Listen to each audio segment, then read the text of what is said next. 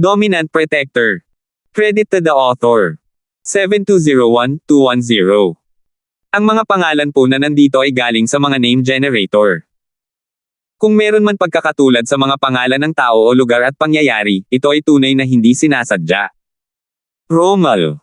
Bakit pakiramdam ko ay napakalakas ng aking loob? Sinabi mo na ito ang aking bagong katawan. Saan nanggaling ang bagong katawang ito? Gulat pa rin si Yuna sa sarili niyang lakas, pero bigla niyang naisip ang problema sa bago niyang katawan. Dahil sa bagong katawan, nagbago rin ba ang itsura niya? Mas naging pangit ba siya o mas naging maganda? Kung naging pangit siya, maaari ba siyang magbago muli? Hindi niya kailangang maging ganoon kalakas. Kung alam lang ni Terence ang iniisip ni Yuna, hindi siya makapagsalita. Kung ikukumpara sa lakas, ano ang hitsura? Sa kasamaang palad, sa puso ng karamihan sa mga kababaihan, kumpara sa kanilang magandang anyo. Ano ang lakas? Ate Wu, ito pa ang isa pang bagay na gusto kong pag-usapan natin. Kailangan mong maging handa sa pag-iisip. Huminga ng malalim si Terence at kumuha ng salamin mula sa Jade Space. Hindi niya alam kung bakit mayroon siyang ganoong bagay sa espasyo ng Jade, pero hindi mahalaga iyon. Magagamit na niya ito ngayon. Tingnan mo, ganito ang hitsura mo ngayon. Gulat na tiningnan ni Yuna ang sarili sa salamin. Bukod sa mga damit na hindi maganda, wala siyang pinagkaiba sa dati niyang sarili. Pagkatapos, lumingon si Yuna upang tingnan ang kanyang wasak na katawan. Ano ang nangyayari? Bakit dalawa siya? Ate Wu, sinabi mo sa akin dati na mayroon kang kakambal na babae. Natatandaan mo pa ba? Napakamot si Terence sa likod ng kanyang ulo at nagsimulang magpaliwanag, sa totoo lang, may nakilala na akong kamukhang kamukha mo dati. Ang pangalan niya ay Yana, at tinatawag ko rin siyang kapatid. Pero, nanatili ang gulat na ekspresyon ni Yuna habang nakikinig sa kwento ni Terence. Simple lang ang mga sinabi ni Terence, pero alam ni Yuna na may nararamdaman si Terence para kay Yana. Ito ay isang pakiramdam na inakala niyang naiintindihan na niya. Hindi sinabi ni Terence na nakilala niya si Yana sa inabandonang lupain, kaya inakala ni Yuna na nakilala ni Terence si Yana sa ibang lugar sa sub-isla. Nang makita niya ang mukha nito sa salamin, siguradong sigurado si Yuna na ito ang kanyang tunay na kapatid na babae. Isang nakatatandang kapatid na hiwalay sa isa't isa simula pa noong bata pa siya.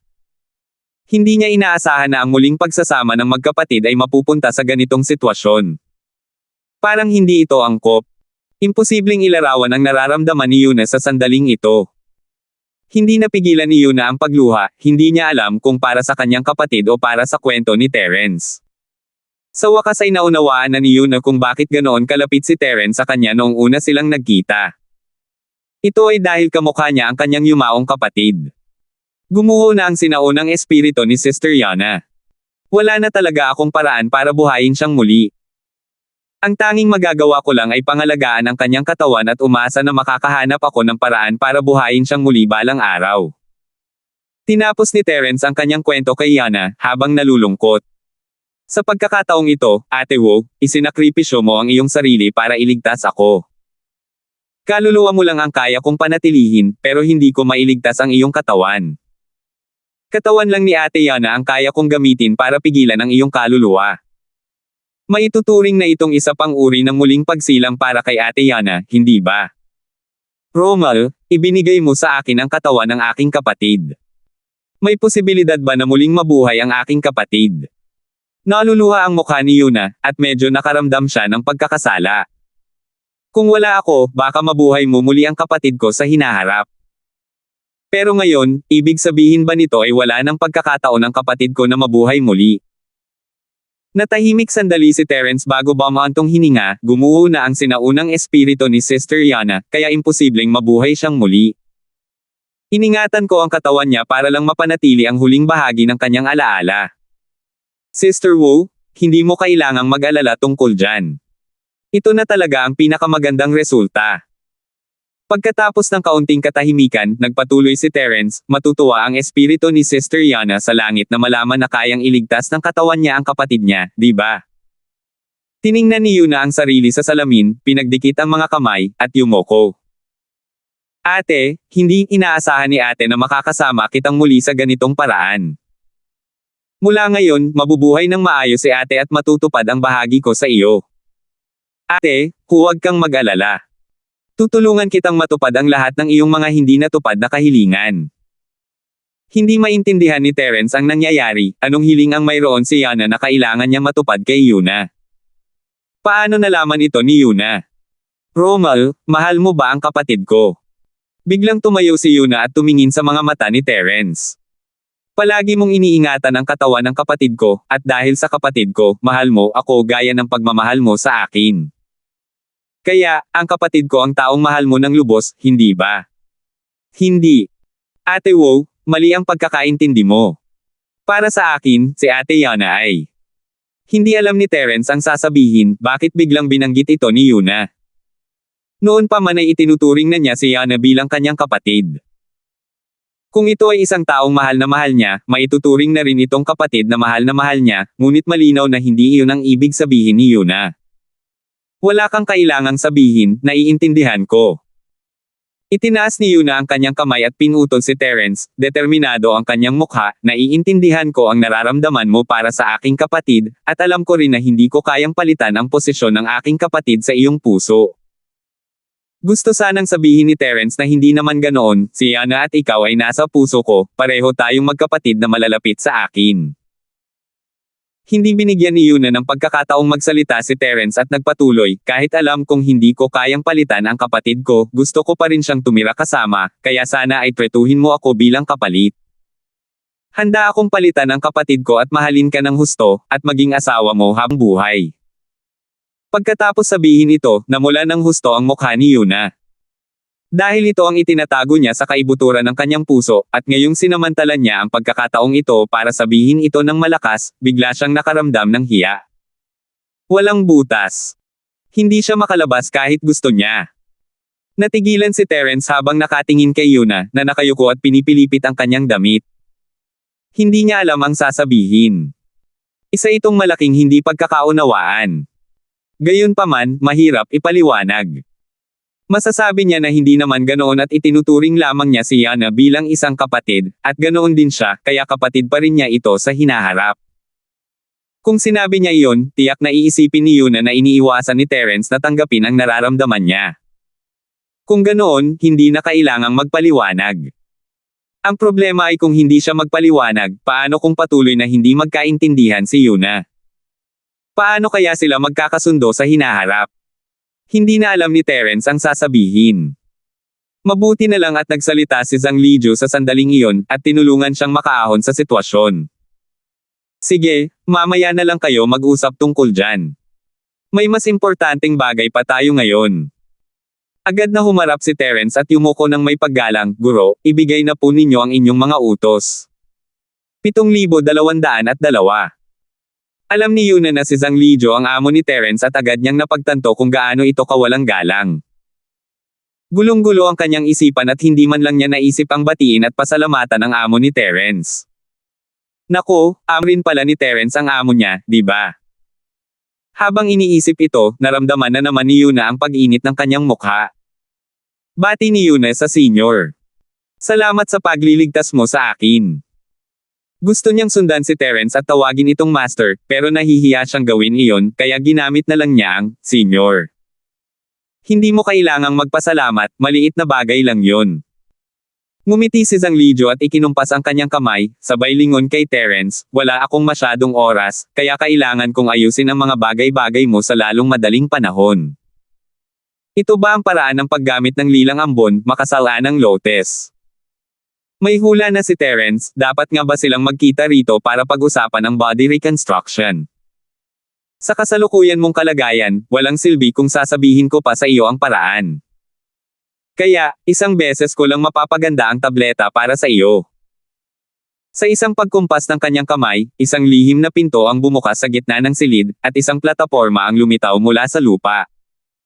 Sa plataporma ay isang maalikabok na pagan ng tableta. Guro, personal nyo na po bang pipinahin ang tableta ngayon? Natigilan si Terence, hindi naman sa nagdududa siya sa kakayahan ni Lijiu, pero ang banal na alchemist at ang medikal na santo ang pinakamagaling sa Sky Class Island. Ang problema ay hindi ito ang totoong katawan ni Lijiu, isa lamang itong clone. Kaya rin palang magpino ng mga tableta ang isang Essence Soul Avatar. Hindi ka panipaniwala to. Tama. May problema ba? O sa tingin mo kaya mong ayusin ang mga table task ng mag-isa? Sumulyap si Lijo kay Terence na may bahagyang ngiti sa mukha, at umiling si Terence. Nakakatawa naman, hindi na magagamit ni Terence ang kanyang purong chi o ang kanyang spirit sense ngayon, paano siya makakagawa ng mga tableta?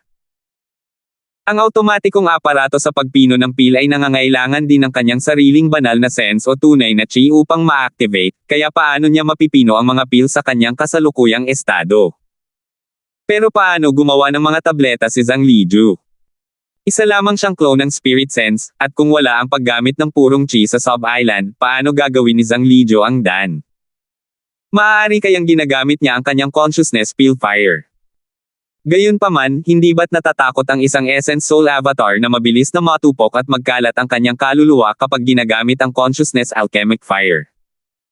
Pinatunayan ng katotohanan na kaya ito ni Zhang Liju.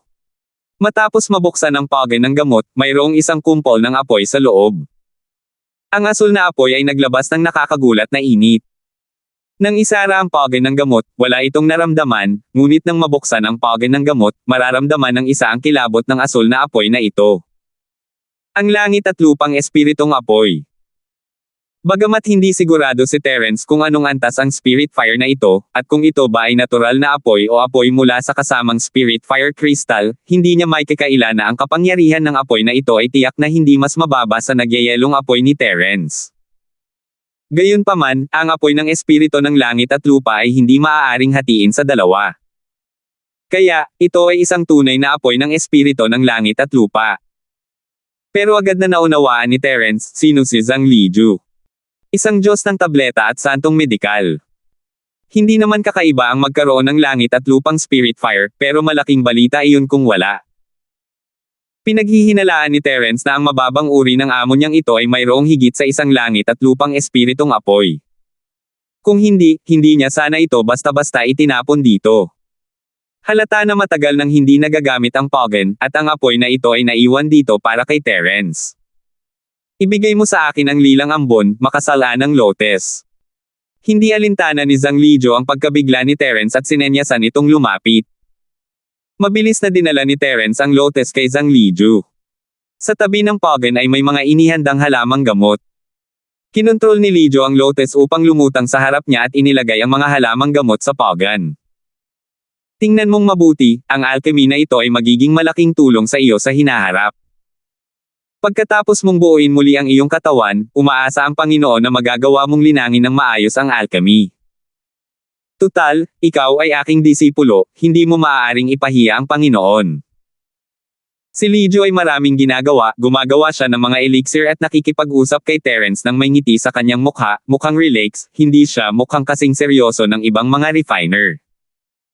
Gaya ng inaasahan sa Diyos ng Pil at Saint ng Medikal, ang lalaking nangunguna sa lahat ng masters ng Pil. Labis na nagulat si Yuna. Lahat ng nasa harap niya ay lampas sa kanyang kaalaman. Si Terence ay lalong nagiging misteryoso sa kanyang paningin, at ang kanyang Panginoon ay lalong naging misteryoso. Isa siyang Diyos. Opo, Panginoon. Hindi bibigwi ng disipulong ito si Shizen at dadalhin niya ang sekta sa mas mataas na antas sa hinaharap. Napakagalang ng ugali ni Terence, ginagampanan niya ang papel ng isang mabuting disipulo. Ngumiti at tumango si Zhang Liju, hindi na nagsalita pa. Itinoon niya ang pansin sa paggawa ng tableta. Tutal, isa lamang siyang spirit clone, at ginamit niya ang isang bahagi ng kanyang spirit power para iligtas si Yuna. Wala nang gaanong pagkakataon si Liju para magkamali sa pagkakataong ito, dahil naroon ang kanyang katawan, may pag-asa pa rin, ngunit hindi niya kayang magkamali kahit isang beses sa kanyang clone, maaaring patay na si Terence. Bilang amo ni Terence, ayaw niyang bigyan ang kanyang disipulo ng ganoong kantang. Pino ang lahat ng mga karagdagang halamang gamot, at ang susunod na hakbang ang pinakamahalaga. Hindi nang ahas si Liju na maging pabaya. Una, inilagay niya ang ugat ng lotes sa Pogen ng tableta. Sa pamamagitan ng kaunting pag-agos ng Asher Flame, madali itong nabasag at natunaw. Ang isang maliit na bahagi ng mga dumi ay direktang nasusunog sa kawalan, na nagiiwan ng isang maliit na bola ng lilang likido. Pagkatapos, ang sanga ng lilang ambon na makasalaan ng lotes ay nilamon ng Asher Flame at naging isang bola ng lilang ambon na nakapalibot sa likido. Panghuli, naroon ang bulaklak ng lotes, buto ng lotes, at buto ng lotes. Matapos mapino, ang mga ito ay naging mga butil ng starlight at humalo sa likido, nagkalat sa lahat ng dako. Malabo, nagsimulang magbago ang likido, na bumubuo ng isang maliit na figure ng tao sa apoy. Kumalat ang mga bitik ng starlight sa buong katawan, na bumubuo ng mga acupuncture point sa heavenly cycle. Nagsanib din ang lilang ambon, na nag-uugnay sa lahat ng starlight at naging mga meridian line sa katawan. Nagsimula ring maghalo ang lahat ng uri ng karagdagang halaman, na bumubuo ng mga buto, kalamnan, at mga buto. Ginamit ni Terence ang kanyang espiritual na pandama upang obserbahan ang lahat ng bagay sa loob ng Pagan, at naramdaman niyang parang mahiwaga ito. Kaya pwede bang gawin ang pagpino ng tableta sa ganitong paraan? Gaya ng inaasahan sa isang Diyos ng tableta at santong medikal. Kung si Terence mismo ang gumawa nito, hindi niya maiisip na ganito pala ito kamahiwagang estado. Maya-maya, ang maliit na figure na nabuo ay niyakap ang mga tuhod nito at pumulupot, nakatulog ng mahimbing na parang isang sanggol sa sinapupunan ng kanyang ina. Ang natitirang likidong panggamot sa Pagan ng gamot ay bumuo ng isang pananggalang sa paligid nito, at sa wakas ay naging isang lilang ginto na tableta, na umikot sa Pagan ng gamot. Nabuo na ang tableta. Nakahinga ng maluwag si Liju, sa huling sandali, ang kanyang consciousness clone ay nagsisimula ng maglaho, at maaari itong maglaho anumang oras. Mabuti na lang at naging maayos ang lahat. Ang makasalanang si Lotes na may lilang ambon ay sa wakas ay napino at naging isang elixir, at hindi na mahalaga kung siya ay naglaho na o nawala na. 7,203. Agad na binuksan ang takip ng Pagan ng gamot, at ang malalangit na apoy ay mabilis na lumiit at muling natulog sa Pagan ng gamot. Ang lilang ginto na Dan, sa kabilang banda, ay naglalabas ng isang malakas na halimuyak na pumailan lang sa kalangitan. Gusto nitong lumipad palayo, ngunit ikinumpas ni Lijo ang kanyang kamay at masunurin itong lumapag sa kanyang palad. Disipulo, ito ang Pillmaster na pino para sa iyo. Dali, inumin mo na. Iniabot ni Lijo ang tableta kay Terence nang may ngiti sa labi. Salamat po, maestro. Pero maestro, maaari po ba akong uminom ng gamot sa kasalukuyang kalagayan ko? Hindi napigilan ni Terence na magtanong habang iniinom ang tableta, kaya bang uminom ng tableta ang isang primordial spirit? Ngayon lang niya ito narinig, malamang peke ang mistikong ito, di ba? Kung wala siyang automatikong aparato sa pagpino ng tableta, isa talaga siyang peking dalubhasa sa mga gamot. Natural. Huwag mong sabihing nagdududa ka pa rin sa mga salita ng iyong Panginoon. Mayabang nang umiti si Zhang Liju. Siya ang Diyos ng pill at saint ng medisina, sino ang maglalakas loob na questionin siya sa pill daw? Siya ang may pinakamataas na autoridad sa alchemy. Wala nang hinala si Terence, mabilis siyang yumuko at nagpasalamat. Kasabay nito, lumitaw si Lingfa hindi kalayuan sa kubo. Hindi siya umalis kasama si Terence at ang iba pa, kundi nanatili sa madilim na berdeng lambak. Hindi nakakaiba para sa kanya ang lumitaw dito. Ang kakaiba ay may kinakalikot na kagamitan si Lingfa, na para bang may natatanggap siyang signal, at ang pakay niya ay ang kubo na gawa sa pawid na hindi kalayuan. Hindi nakita ni Terence si Lingfa, at pagkatapos magpasalamat kay Liju, isinubo niya ang tableta. Gaya ng inaasahan, natunaw ang tableta sa kanyang bibig at naging ulap ng lilang chi, na kumalat sa buong Yuan spirit body ni Terence. Pagkatapos, sa isang kislap ng lilang liwanag, siya ay naging isang tao at nagsimulang paikliin ang kanyang mga kalamnan at buto. Ang kanyang sinaunang espiritong katawan ay unti-unting lumiit at umikli. Di nagtagal, lumutang ito pataas sa gitna ng mga kilay ng lila figure ng tao at pagkatapos ay nagtago sa kanyang dagat ng kamalayan. Sa isang iglap, ang katawang espiritu ni Terence ay nakaramdam ng labis na komportable at masaya. Ang pakiramdam ng kawalan ng ugat sa loob ng mahabang panahon ay tuluyang nawala, at ang lakas nito ay mabilis na bumalik habang patuloy itong nagpipino. Gayunpaman, ang essence spirit ni Terence ay dumaan na sa maraming pagsubok sa pagkakataong ito, at mas napagod na ito. Hindi na niya agad na maibabalik ang kanyang tugatog, at kailangan niya ng mahabang panahon para gumaling. Sa ngayon, magagamit lamang niya ang espiritual na kahulugan ng isang nascent soul cultivator nang walang anumang balakid. Posibleng sa pilitang gamitin ang mas mataas na antas ng lakas ng kaluluwang pinagkunan ng Diyos, ngunit magdudulot ito ng hindi kinakailangang pasanin sa sinaunang espiritu at magpapahaba sa panahon ng paggaling. Sa kabilang banda, natuwa si Lijo na makita ang paghubog ng katawan ni Terence, ngunit ang kanyang katawan ay nagsisimula ng humina, halata na malapit na siyang manghina. Disipulo, wala na akong oras para pag-usapan ito. Sana ay magamit mo ng maayos ang iyong bagong katawan at patuloy na makapag-cultivate. Inaasahan ko ang ating susunod na pagkikita. Bago pa niya matapos ang kanyang sasabihin, tuluyan nang nawala si Lijo. Hindi na siya makapaghintay na matapos ni Terence ang kanyang body reconstruction. Si Terence naman ay nasa huling yugto na ng kanyang body reconstruction, at hindi pa siya makapagpaalam kay Zhang Lijo. May mga bagay na masasabi na lamang sa susunod nilang pagkikita, ngunit hindi niya alam kung kailan iyon mangyayari. Tiningnan ni Yuna ang lahat ng nangyari sa harap niya ng may pagtataka at gulat na ekspresyon.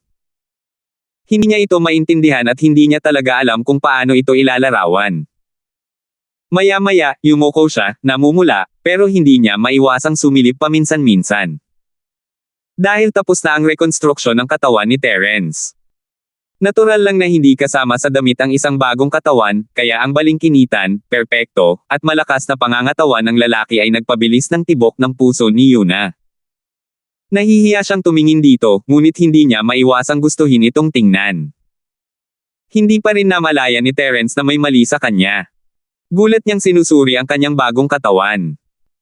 Dati, mayroon pa ring mga ilusyonaryong katangian sa mga katangian ni Terence, ngunit ngayon ay pawang mga totoong katangian na ang mga ito, kabilang ang mga katangian ng hangin at kidlat.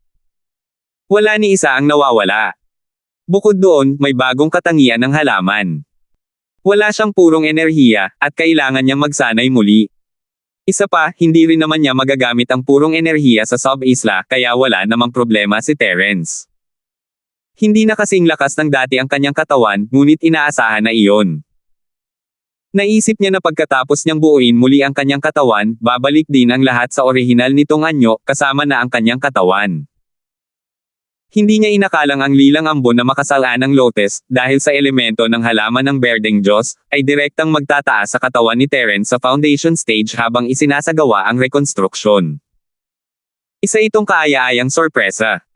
Matapos ang bahagyang paggalaw, napagtanto ni Terence na wala siyang naramdamang anumang kakulangan sa ginhawa. Ang bagong katawan ay mas maayos kaysa sa kanyang dating katawan sa mga tuntunin ng koordinasyon, kakayahang umangkop, mga meridian, kalamnan, at iba pa. Hindi na siya kasing lakas ng dati, pero ang potensyal ng katawan niya ay higit pa sa dati. Sa wakas, napagtanto ni Terence na ang ilan sa kanyang hindi may larawang bahagi ng katawan ay lalong nagiging maringal. Tila kailangan na niyang magsuot ng mas maluwag na damit mula ngayon. Matapos itong mapagtanto, natural na napagtanto ni Terence ang kaasiwaan na nararamdaman niya. Ang mahalaga ay nasa harap niya si Yuna. Hindi napigilan ni Terence ang bahagyang mamula nang makita niya itong nakatingin sa kanya na may pulang mukha. Mabilis siyang tumalikod at kumuha ng ilang ekstrang damit mula sa espasyo ni Jade para isuot na siyang nakabawas sa kanyang kahihiyan. Hehe. Ate Wo, binigyan din ako ng bagong buhay ngayon, katulad mo. Sa tingin mo ba maituturing na naman itong isa na namang kaarawan para sa atin? Para maibsan ang awkward na kapaligiran, nagsimula si Terence ng isang bagong usapan, taon-taon sa araw na ito, maaari tayong kumain ng cake ng sama-sama para ipagdiwang ang ating bagong kaarawan. Mabuti, mabuti. Ipagdiriwang natin ang araw na ito taon-taon. Namumula pa rin ang mukha ni Yuna, ngunit nagliwanag ang kanyang mga mata matapos marinig ang mga salita ni Terence, kung gayon, kasunduan na. Ito ang ating kasunduan. Kung gayon. Ito ang ating kasunduan. Ipagdiriwang natin ang araw na ito taon-taon. Kumunat ang noo ni Terence, parang naghahanap lang siya ng gulo. Bakit pa niya kailangang banggitin ang kaarawan ng isang freshman? Akala ba niya ay hindi pa sapat ang maling akala ni Yuna? Sayang naman at kailangan pa niyang tumalon at ibaon ang sarili sa hukay na hinukay niya mismo, kahit na kailangan pa niyang pigilan ang kanyang mga luha. Walang ibang nagawa si Terence kundi ang pumayag. Agad na natuwa si Yuna, saka nagtanong, Romal, anong nangyari ngayon lang? Anong ibig mong sabihin na bagong estudyante? Hindi naman talaga ganoon kakomplikado. Ang dati kong kalagayan ay parang isang pinatibay na kaluluwa dahil ang orihinal kong katawan ay nawasak, katulad ng kalagayan mo ngayon lang. Ang totoo lang, ang kaluluwa ko ay mas malakas ng maraming beses kaysa sa iyo, kaya nakakagalaw ako sa anyong ito.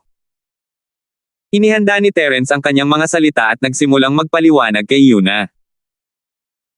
Dahil tila walang alam ang Sub-Island tungkol sa paglilinang ng Essence Spirit, gumamit siya ng mga bagay tulad ng kaluluwa at espirito para magpaliwanag. 7,204. Siyempre, hindi ako maaaring manatili sa ganoong kalagayan ng masyadong matagal, kaya kailangan kong hanapin ang lilang ambon na makasalaan ng lotes upang muling buuin ang aking katawan. Ang aking Panginoon ay kilala bilang banal na alchemist at banal na doktor, at siya lamang ang makakatulong sa akin na gawin ito. Ganito pala. Ang amo mo siguro ang pinakamalakas na eksperto sa mundo, di ba? Tumango si Yuna at may paggalang na sinabi, hindi lang ikaw ang iniligtas ni Senior Zhang, iniligtas din niya ako. Hindi ko talaga alam kung paano ko siya babayaran. Sa puso ni Yuna, hindi mahalaga ang pagliligtas sa kanya. Ang mahalaga ay ang pagtulong ni Zhang Lijiu kay Terence na muling ipanganak, at ang pabor na ito ay mas mahalaga kaysa sa pagliligtas sa kanya. Mahirap sabihin kung siya ang pinakamalakas o hindi. Tutal, maraming nakatagong dragon at nakayukong tigre sa mundong ito. Bagamat malakas ang aking Panginoon, hindi siya nangangahas na angkinan ang pagiging pinakamahusay sa mundo. Gayunpaman, sa usapin ng alchemy at mga kasanayang medikal, naniniwala akong kakaunti ang maaaring maging mas malakas kaysa sa kanya. Labis ang respeto ni Terence kay Zhang Lijiu, at humanga na siya sa husay ng kanyang clone, Diyos ng Pil at Medical Saint, hindi dapat basta-basta sabihin iyan. Bumantong hininga rin si Yuna. Bigla siyang sumangot at nagtanong, Romal, bakit ang katawan mo? May mahinang bango. Napaka-presko at napakasarap amuyin, mas mabango pa kaysa sa isang karaniwang babae. Hindi alam ni Terence ang sasabihin, ano ba yon? Ano ang ibig niyang sabihin sa mas mabango pa sa babae? Hindi ba dapat ito ang tawaging pagkalalaki? Hindi niya namamalayang itinaas niya ang braso sa kanyang ilong at sumangot. Mayroon ngang mahinang halimuyak ng lotes. Dapat ay epekto yun ng paggamit ng lilang ambon na snow lotus upang buuin muli ang kanyang katawan. Malamang ay mga labi iyon ng halimuyak ng tableta. Mawawala rin iyon pagkaraan ng ilang sandali. Casual lang itong binaliwala ni Terence, pero alerto siya. Hindi naman talaga kakaiba ang amoy na ito, pero magiging trahedya kung aamoyin niya ito kapag kailangan niyang magtago. Kaya sinimulan ni Terence na kontrolin ang kanyang mga pores habang nagsasalita, sinusubukang pigilan ang paglabas ng kanyang aura. Sinubukan niya ito at gumana naman. Kontento na si Terence sa kontrol ng kanyang bagong katawan, at hindi na siya nag-alala tungkol sa amoy. Dahil kaya niyang harangan ang amoy anumang oras, wala itong kwenta. Bukod pa rito, dahil lang ito sa kakabuo niya ng pisikal na katawan. Pagkalipas ng ilang panahon, maaaring natural na mawala ang aura na iyon. Ate Wu, ang sinabi ko kanina lang, pati na rin ang reinkarnasyon mo, ay maaaring maging sikreto natin. Huwag mong sabihin kahit kanino, pati na si Ate Zhou, ha? Lumingon si Terence at binigyan si Yuna ng ilang payo. Mas mabuti kung mas kaunti ang nakakaalam tungkol sa insidente ngayon. Hindi naman sa wala siyang tiwala kay Almira, pero wala namang pakinabang kung sasabihin niya ito kay Almira. Mas mabuting huwag na lang sabihin sa kanya. Walang problema, sikreto natin ito. Hindi ko sasabihin kahit kanino. Agad na sumang-ayon si Yuna, medyo nakaramdam ng ginhawa sa loob niya. Masaya na siya sa pag-iisip pa lang na magbabahagi ng isang sikreto kay Terence. Para maprotektahan ang kaligayahang ito, syempre, hindi niya sasabihin ang tungkol sa bagay na ito ngayon kahit pabugbugin siya hanggang mamatay. Siya nga pala, kunin mo itong itim na kumikinang na kristal. Dati si Sister Yana ay isang master ng bagong yugto ng Soul Stage. Ngayon, ang iyong lakas ay nasa pagitan lamang ng tuktok ng huling yugto ng Gold Core at ng malaking bilog ng Gold Core Stage. Kapag bumalik ka, gamitin ang itim na kumikinang na kristal na ito para mag-cultivate ng ilang sandali at madali mong mababawi ang iyong lakas sa bagong yugto ng Soul Stage. Kumuha si Terence ng isang itim na kristal at ibinigay ito kay Yuna. Kung magtatanong si Elmira, sabihin mo lang na ginamit namin ang maalamat na lilang ambon na makasalaan ng lotes para ayusin ang iyong katawan at dagdagan ang iyong lakas. Sige, alam ko na ang sasabihin ko. Hindi nagpakita ng paggalang si Yuna kay Terence at tinanggap ang itim na gintong kristal. Isinumpa niya sa sarili na babawiin niya ang lakas ng kanyang kapatid sa lalong madaling panahon para maging mas mahusay siyang kapalit ng kanyang kapatid. Para manatili sa tabi ni Terence, handa pang ang isuko ni Yuna ang sarili niyang personalidad at maging kapatid niya, si Yana. Sayang at hindi niya alam kung ano na ang ate niya noon, kaya ang tanging magagawa niya ay ang makahabol sa ate niya sa ibang aspeto. Sa totoo lang, talagang naiinggit si Yuna sa kanyang kapatid na si Yana. Hindi lang siya nagkaroon ng napakahusay na kasintahan, kundi napakalakas din niya. Malinaw na kambal silang magkapatid mula sa iisang ina. Paano narating ng nakatatandang kapatid na babae ang yugto ng nascent soul, samantalang siya ay nakakatagal lamang sa yugto ng pundasyon? Kaya't isinumpa ni Yuna sa kanyang sarili na magsasanay siyang mabuti at hindi bibiguin si Terence, at hindi sasayangin ang talento ng katawan ng kanyang kapatid. Ang hindi alam ni Yuna ay ang kapaligiran sa pagsasanay ni Yana ay ibang-iba sa kanya. Walang saysay ang pagkukumpara ng kanilang mga kalakasan, ngunit hindi niya kailanman maiintindihan kung hindi ito babanggitin ni Terence. Manam, kung ganoon, bumalik na tayo. Ayokong mag-alala sina Ate Elmira at ang iba pa. Ngumiti si Terence at tumango, bahagyang yumuko sa bakanting mesa kung saan naroon ang kopya ni Liju. Master, aalis na po ako. Marami pa akong hindi nasabi kay Master. Sana sa susunod nating pagkikita ay sa lalong madaling panahon. Sinundan ni Yuna si Terence at bahagyang yumuko, nagpasalamat ng tame time bago sumunod kay Terence palabas ng kubo. Matagal nang umalis si Lingfa sa lugar na iyon, kaya hindi namalayan ni Terence na nandito na pala ang lalaki. Iniisip pa rin ni Terence kung paano hahanapin si Lingfa. Matapos niyang buuin muli ang kanyang katawan, kakailanganin niyang maghanap ng pagkakataon para makaalis sa sub-isla. Ang tanging paraan para makaalis sa sub-island ay sa pamamagitan ni Lingfa, ngunit alam ni Terence na kahit matagpuan niya ang lalaki, maaaring hindi niya malaman ang katotohanan mula rito. Nako, ang ganda naman ng lugar na ito. Ang saya sana kung makakitira ako ng liblib dito. Hindi napigilan ni Yuna ang mapasigaw pagkalabas niya ng kubo na gawa sa pawid. Hindi pa siya nakapunta sa lambak noon, at ang kaluluwa niya ay nasa espasyo ng Jade kagabi. Ang katawan niya ay isang pira-pirasong bangkay, at itinago ito ni Terence sa espasyo ng Jade kung saan dating naroon si Yana.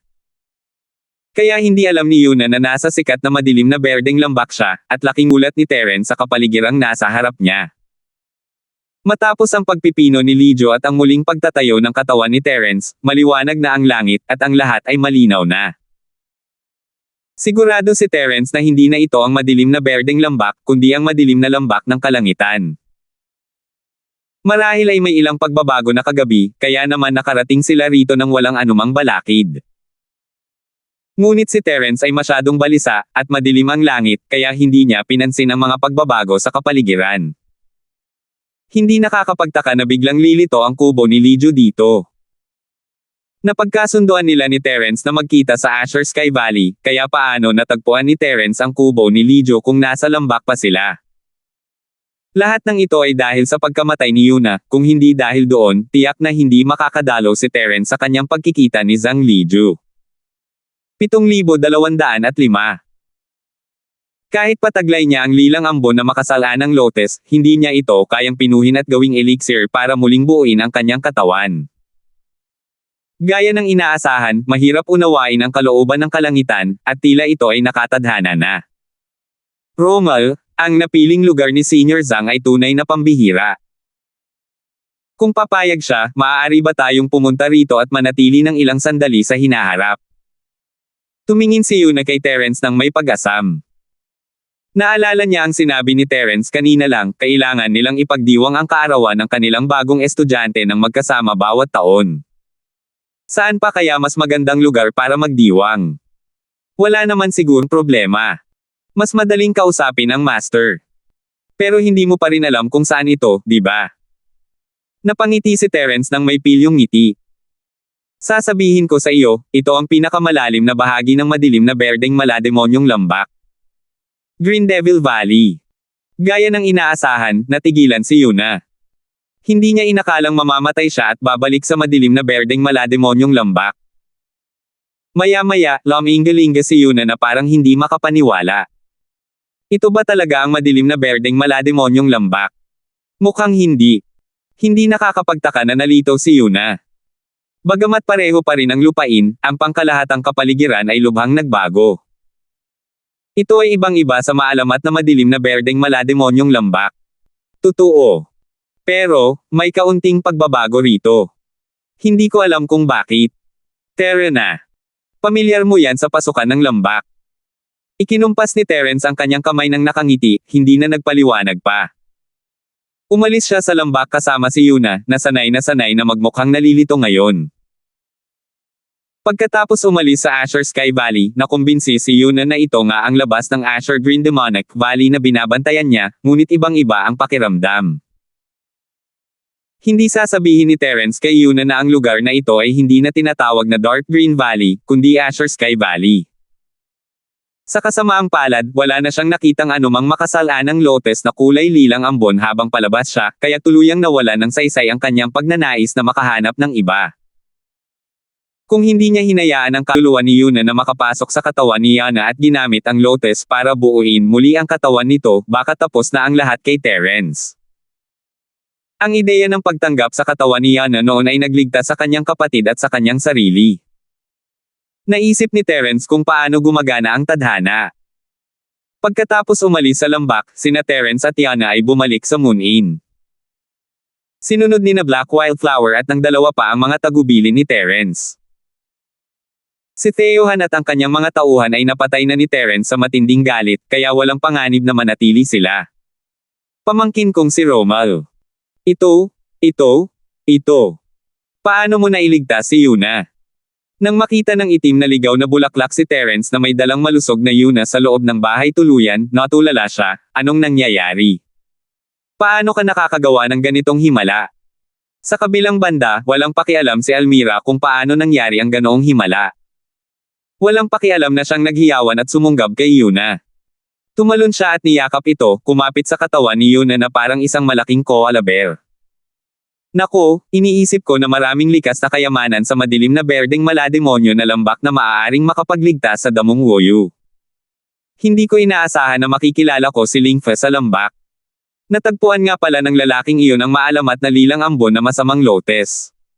Gamit ang kayamanang ito, nailigtas ang damong Woyu. Casual na ibinunte ni Terence ang sisi kay Lingfa. Kahit na magpakita pa siya, malamang ay wala siyang masyadong sasabihin sa itim na ligaw na bulaklak. Siyempre, kung sakali, dagdag ni Terence, huwag mong isipin na tinulungan ako ng lalaking iyon dahil sa kabaitan ng puso niya. Hindi naging madali para sa akin na makuha ang purple mist na makasalaan ng lotus mula sa kanya, at sigurado akong hindi na niya ito babanggitin muli. Ayos lang basta't alam mo. Huwag mo nang babanggitin pa sa hinaharap.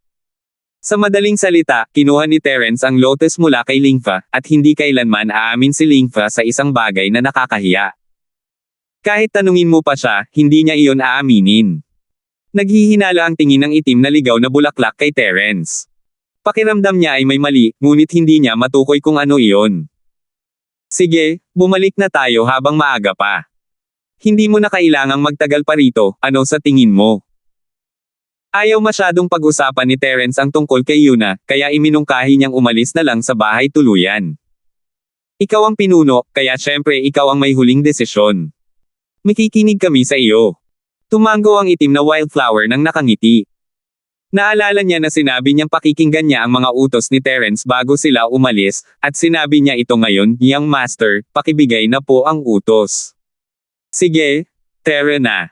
Natatawang sabi ni Terence. Nakapag-impake na ang mga itim na ligaw na bulaklak at ang iba pa, kaya sa utos ni Terence, umalis silang 5 sa bahay tuluyan at sumakay sa kanilang mga kabayong Black Spirit Fergana patungo sa lungsod ng Lulang. Pagkaalis ni Terence at ng iba pa, 2 lalaking nakaitim ang lumabas mula sa bahay tuluyan at tumingin sa direksyon kung saan sila nawala. Isa talagang basura si Theo. Kahit na napakaraming Golden Core Stage Cultivator ang kasama niya, hindi pa rin niya napigilan ang 5 sa kanila. Isa pa, mahigit kalahati sa kanila ay mga baguhan pa lamang sa Foundation Establishment Stage. Bamulong ang isa sa mga lalaking nakaitim na damit sa mahinang boses, walang respeto sa patay ng Theo. Mabuti na lang at patay na ang basurang tulad niya. Kung hindi, sisirain lang niya ang mga bagay-bagay sa hinaharap. Hindi pa ito ang tamang oras para pag-usapan ito. Ang mga taong ito ay may pambihirang lakas, lalo na ang batang iyon mula sa angkan ng Sima. Hindi natin siya maaaring maliitin. Magiging napakahirap para sa ating dalawa na harapin sila. Naayos na ba ninyo ang mga susunod na tauhan? Tumingin ang isa pang lalaking nakaitim sa usok at alikabok sa direksyon kung saan nawala sina Terence at ang iba pa at Bamulong, hindi natin kayang magkamali. Kung mabibigo tayo ulit, hindi natin maipapaliwanag ang ating mga sarili. Huwag kang mag-alala, ang mga reinforcement ay mas malakas kaysa sa mga dinala ng basurang Theo na iyon. Nagpadala na ako ng mensahe na mag-aambush sila sa daan. Kung magiging maayos ang lahat, dapat ay maabutin na natin sila agad, di ba? Dahil doon, binawi ng 2 lalaking nakaitim ang kanilang mga kabayong Black Spirit Fergana at sinundan ang direksyon kung saan naglahos sina Terence at ang iba pa, marahil ay para makipagkita sa ambush team na kanilang binuo. Hindi inakala ni Terence na mas marami pang taong aambush sa kanya pagkatapos ng pagkamatay ni Theo, ngunit mabilis niya itong nalaman dahil ang taong umambush sa kanya ay lumitaw na sa harap niya. Sino kayo? Bakit ninyo hinaharangan ang daan namin? Pinahinto ni Terence ang kanyang kabayo at tiningnan ang 6 na lalaking nakaitim na nakaharang sa daan. Maaari bang pagnanakaw? Tama ka. Binuksan ko ang daanang ito at itinanim ang punong ito. Kung gusto mong dumaan, iwanan mo ang tol. Ang lalaking nakaitim na medyo nasa gitna ay malamang na siyang pinuno ng mga taong ito. Tumawa siya at tinapik ang kanyang dibdib, kung hindi kayo magbabayad ng toll, hindi ko kayo papatayin. Hehe. Makakasalubong ko talaga ang mga tulisan na nakaharang sa kalsada. Bihira lang yan. Ngumiti si Terence at tumingin sa lalaking nakaitim. Sabihin mo nga sa akin, magkano ang gusto mong ibayad para sa pamasahe? Kung wala kang gaanong pera, ituturing ito ng batang Panginoon na parang pulubi at hindi mag-aabalang makipag-usap sa iyo ng walang kabuluhan. Brat, ang tapang-tapang mo talaga. Hindi nakakapagtaka na hindi ka kayang patayin ng basurang si Theo. Mukhang may tiwala naman siya sa sarili niya. Ngumisi ang lalaking nakaitim. Sayang naman at hindi kami yung walang kwentang taong iyon. Dapat alam mo ang lugar mo at masunurin kang makipagtulungan.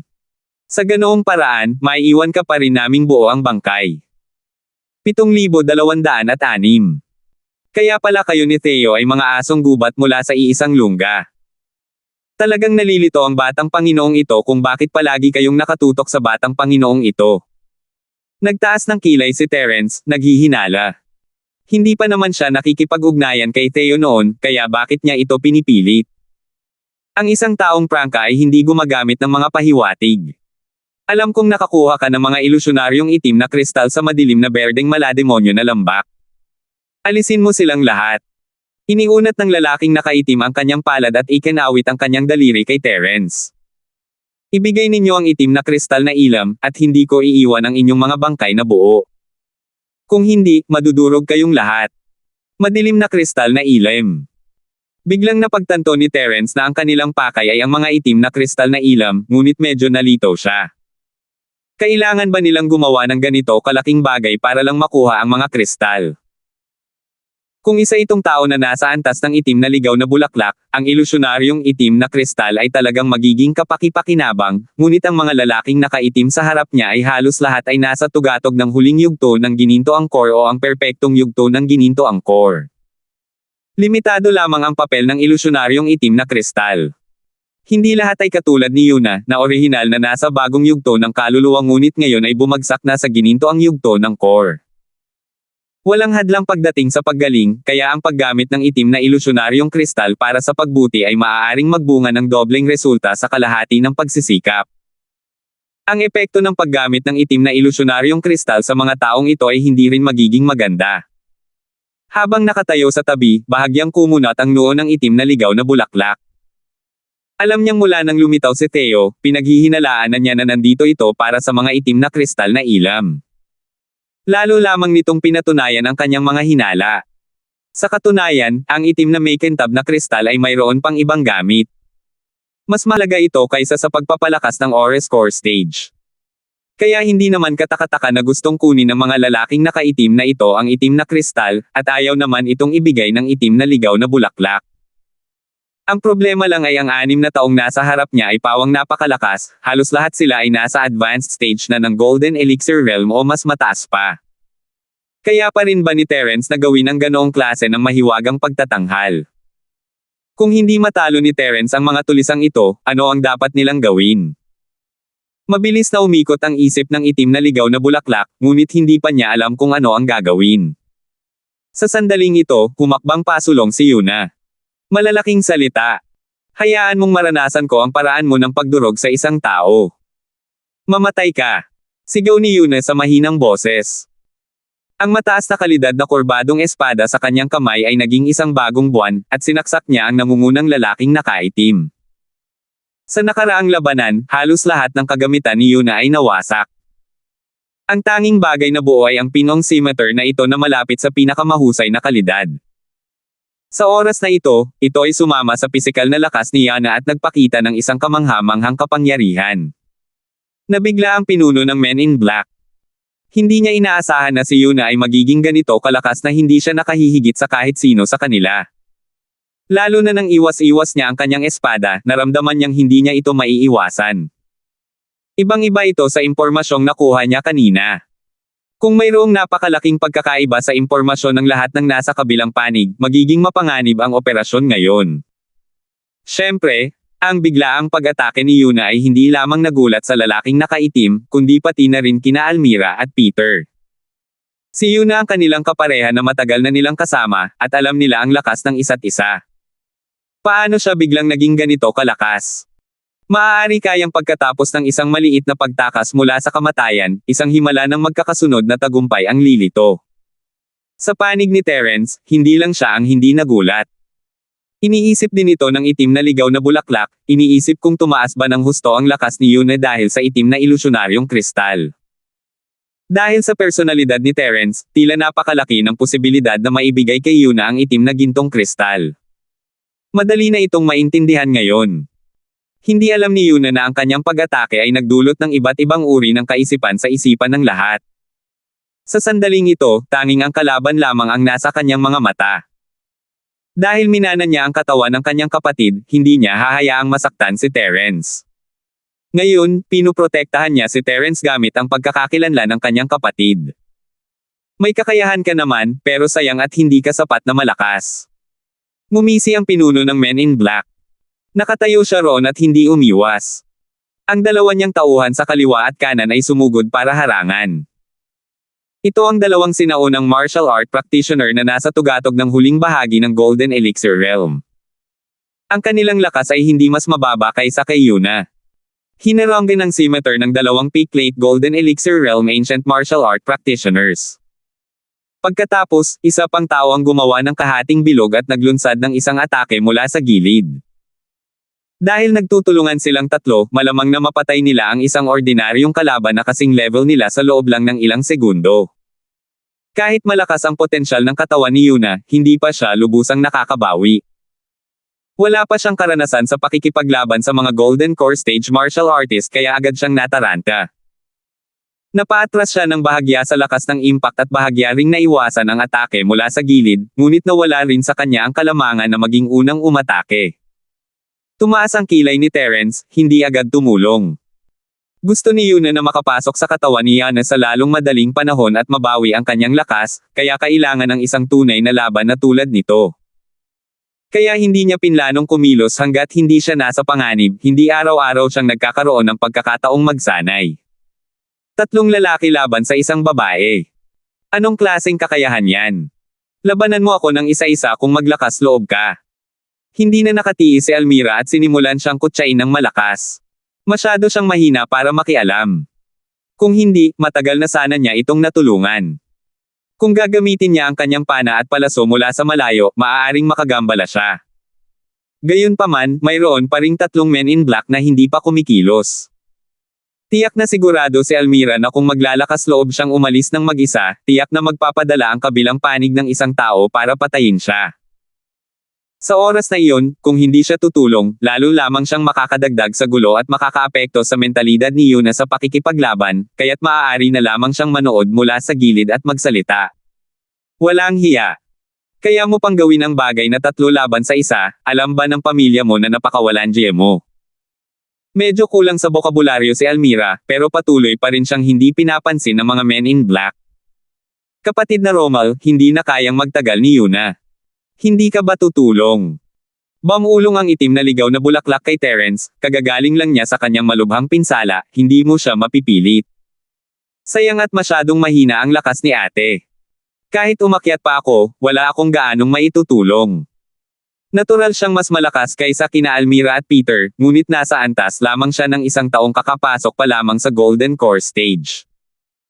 Hindi nga siya kayang lumahok sa isang labanan sa pagitan ng mga taong nasa tugatog ng huling bahagi ng Golden Core stage.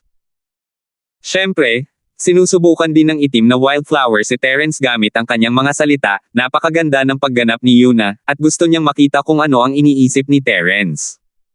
Walang pagmamadali, makakatagal pa si Ate Wu. Umiling si Terence habang nakangiti habang pinapanood si Yuna na muling natataboy ng pinagsamang atake ng kabilang panig, kinakalkula ang limitasyon nito sa kanyang isipan.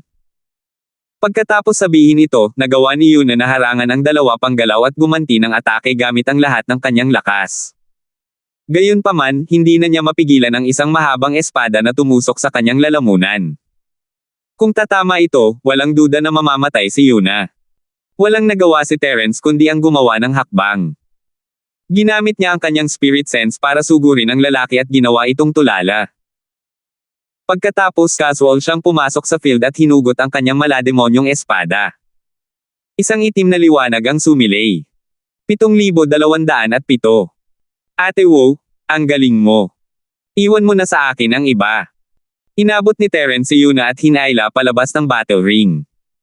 Agad na pinalibutan ng itim na liwanag ng malademonyong espada ang 2 pang lalaking nakaitim, at pinatay din niya ang isa na nawala ng malay dahil sa pagbangga ng kamalayan. Ang pagpatay sa isang peak late stage Golden Elixir Realm practitioner sa isang galaw lang, ang lakas ni Terence ay gumulat sa lahat ng men in black. Ayaw umatras ni Yuna, pero alam niya kung gaano kamisteryoso si Terence. Ayaw niyang suwayan ito, kaya masunurin siyang umatras at pinaalalahanan, mag-ingat ka. Huwag kang mag-alala, walang magagawa sa akin ang mga payaso na ito. Ngumiti si Terence, at ang itim na liwanag ay nag-cross, tuluyang binalot ang 2 lalaking nakaitim sa loob ng saklaw ng kanyang malademonyong espadang lumamon. Maaaring mahina ang katawan ni Terence, ngunit ang sword skill na minana niya mula sa berdeng Diyos ng demonyo ay isang matataas na antas ng pag-iral. Sa tulong ng elemento ng halaman, nagawa niyang supulan ang 2 peak late Golden Core stage cultivator. Sa kabilang banda, gusto ni Terence na gamitin ang mga ito bilang pagsasanay, kaya hindi niya ipinagpatuloy ang paggamit ng kanyang mga spirit attack matapos makapatay ng isa. Kung hindi sapat ang mga taong ito para mapatay niya. Ang hirap nito, sabay-sabay kayong umatake. Dumilim ang mukha ng pinuno. Hindi niya inakalang mas malakas si Terence kaysa kay Yuna. Mukhang hindi siya kasing lakas ni Yuna, pero napakahirap gamitin ang kakaibang teknik ng espadang iyon. May masama na siyang kutob tungkol dito, kaya napagpasyahan niyang palibutan ang 2 niyang natitirang tauhan kay Terence. Lumawak ang liwanag ng espada ni Terence, at wala siyang pakialam sa 2 lalaking nakaitim. May kaunting kaalaman na siya sa sword skill ng berdeng Diyos ng Diablo, at para itong isda sa tubig. Patuloy na nagbabago ang ekspresyon ng itim na ligaw na bulaklak, isa siyang halaman, at malinaw niyang nararamdaman ang elemento ng halaman na nagmumula sa katawan ni Terence. Hindi pa niya ito nakita noon, pero parang gusto niya itong sambahin. Paano ito nangyari? Maaari kayang nakuha ni Romal ang mana ng ninuno mula sa berdeng libingan ng Diyos ng Diablo. Bakit? Malinaw na ako ang kahalili ng lahi ng ninuno. Gayon din, maaari bang ang muling pagkabuhay at mabilis na paglakas ni Yuna ay may kaugnayan din sa ninuno ng berdeng demonyong Diyos? Tanging ang berdeng ninuno ng demonyong Diyos at ang mahiwagang epekto ng itim na ilusyonaryong kristal ang makakalikha ng himala para kay Yuna, tama ba? Ang hinala ni Black Wildflower ay malapit nang maging kumpirmasyon, at lalo siyang nakaramdam ng galit. Medyo mas nag-iingat din siya kay Terence, na hindi man lang niya napansin. Bilang nagpasimula ng operasyong ito, at dahil sa angka ng berdeng demonyong Diyos, inakala ng itim na wildflower na dapat sa kanya ang lahat ng nasa libingan ng berdeng demonyong Diyos. Bakit niya ibinigay ang lahat ng benepisyo kina Terence at Yuna pagkatapos ng lahat ng paghihirap? Sa anong batayan? Galit na galit ang itim na ligaw na bulaklak, ngunit na-control niya ng mabuti ang kanyang emosyon at hindi ito agad ipinakita. Tutal, nahaharap sila sa pagkubkob ng kaaway. Ito lang ba ang meron ka? Talagang binaygo mo ako. Kalimutan mo na yan, wala akong oras makipaglaro sa'yo. Pakiramdam ni Terence ay nawalan na ng karapatang magsanay ang mga kalaban na ito pagkatapos ng isang ikot ng mga pag-atake, kaya tumawa siya at inilunsad ang kanyang huling pag-atake. Ako si Sima. Pagkatapos mong mamatay, huwag mong kalimutan na ako ang pumatay sa iyo. Bago pa niya matapos ang kanyang sasabihin, 4 na spirit sense attack ang tumama sa 4 na lalaking nakaitim.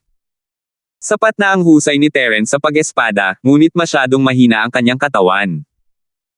Kaya niya silang harapin, ngunit para mapatay ang 4 na Peak Plate Golden Core Cultivator ng sabay-sabay, kailangan niya ang kooperasyon ng mga spirit sense attack skills.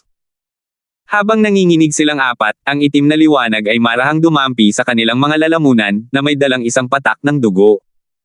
Nagkalat ito ng parang arko sa hangin at pagkatapos ay bumalik sa kaluban. Ang 4 na sinaunang martial art practitioner na nasa tugatog ng huling yugto ng Golden Elixir Realm ay bumagsak sa lupa, at wala ni isa sa kanila ang nakaligtas. Tiningnan ng natitirang pinuno si Terence ng may maputlang mukha. Kahit na isa siyang tugatog ng gininto ang core, mahihirapan siyang magtagal sa ilalim ng pagkubkob ng kanyang mga tauhan, lalo na't patayin sila. Pero, nagawa ito ni Terence ng napakadali, nang walang anumang nararamdamang hirap. Hindi ba't ibig sabihin noon ay mas malakas si Terence kaysa sa kanya? Ha! Ikaw na lang ang natitira. Magpapatuloy ka pa ba sa pakikipaglaban o tatalikod ka na lang at tatakbo? May mapangasar na ngiti si Terence habang nakatingin sa lalaki. Gusto mo bang isaalang-alang ang pagsuko? Kung sasali ka sa batang Panginoon na ito, ginagarantiya kong mas magiging maayos ang iyong kalagayan kaysa ngayon.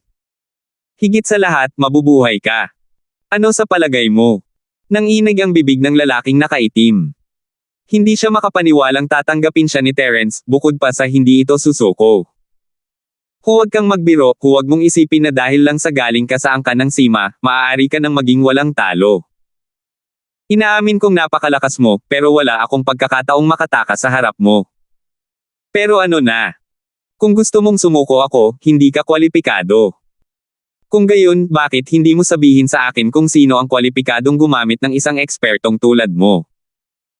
Interesado akong malaman ang higit pa tungkol dyan. Tumingin si Terence sa lalaking nakaitim ng may bahagyang ngiti, huwag kang magsinungaling. Ako ang pinakamagaling sa pagsabi kung nagsasabi ng totoo ang isang tao o hindi. May gusto ka bang makuha sa akin? Tumigil ka na sa panaginip. Wala akong sasabihin sa'yo. Mayabang na tumawa ang lalaking nakaitim, ganoon ba kagaling ang angka ng Sima? Hindi ako takot sa iyo. Ha. Mukhang hindi ka luluha hanggat hindi mo nakikita ang kabaong mo. Gusto mo bang maranasan kung ano ang pakiramdam ng mas mabuting mamatay na lang? Ayaw talagang malaman ni Terence kung sino ang mga taong ito. Sa itsura nito, maliban sa mga itim na kristal na ilam, malamang na mga kaaway sila ng pamilyang Sima. Kung si Terence ang tunay na Sima, natural lang na iimbestigahan niya ang pinagmulan ng lalaking nakaitim, pero ang problema ay isa lamang siyang peking Sima. Ano ang ginagawa niya sa pakikipaglaban sa mga kaaway para sa pamilyang Sima? Ang pagsasabi niyan ngayon ay para lang ipakita sa itim na ligaw na bulaklak na siya, si Sima, ay hindi dapat apihin. Hindi niya inaasahan na patuloy na tatawa ang lalaking nakaitim, at pagkatapos ay ang kanyang mga mata, tainga, bibig, ilong, at iba pang mga butas ay nagsimulang magdugo ng itim na dugo. Ito ay senyales ng pagkalason, at isa itong nakamamatay na lason. Kahit na ako mamatay, hindi ako mamamatay sa mga kamay mo. Ha. Bago pa niya matapos ang sasabihin niya, nahimatay na siya agad. Isang Peak Golden Core Realm Practitioner ang hindi man lang naglakas loob na labanan si Terence at nagpakamatay. Nagulat din si Terence, pero wala siyang pakialam. Kung mamatay man siya, bahala na. Kung talagang may gusto siyang malaman, kaya pa nga ni Terence na hanapin ang kaluluwa niya. Hindi naman sa kamatayan ang katapusan. Mabuti na lang at hindi siya interesado, kung hindi ay hindi makakapagpahinga ng mapayapa ang pinuno. Para talaga silang mga mandirigma ng kamatayan. Mukhang hindi simple ang taong nasa likod ng mga eksena. Nagkunwaring bumantong hininga si Terence, pero wala siyang pakialam kung sino ang utak. Kapatid na Romal, kailangan mong maging mas maingat sa hinaharap. Ang isang taong kayang gumamit ng ganoong antas ng mandirigmang kamatayan ay tiyak na hindi isang simpleng tao. Nagkunwaring nagmamalasakit ang itim na ligaw na bulaklak kay Terence habang sinusuri niya, ang mga lalaking nakaitim na ito ay walang pakialam kay Theo, ang batang Panginoon ng lungsod ng Xuanwo sa Hongshan Commandery. Kahit patay na si Theo, isa pa rin itong palatandaan at direksyon na dapat sundin. Walang masama sa pagsisiyasat tungkol dito. 7,208. Tama si Ate Elisa. Pero, hindi pa ito ang tamang oras para pag-usapan ito. Ituloy na natin ang ating paglalakbay. Hindi na nagabalang imbestigahan ni Terence sina Theo at Han Tongyi. Ngayong maayos na ang pagkakagawa ng bangkay nito, maaari na siyang umalis sa lungsod ng luling anumang oras. Sa panahong iyon, wala na siyang kinalaman dito. Pero wala pa siyang plano. Siguro pupunta muna siya sa isang sekta sa Sub Island para sanayin ang katawan niya.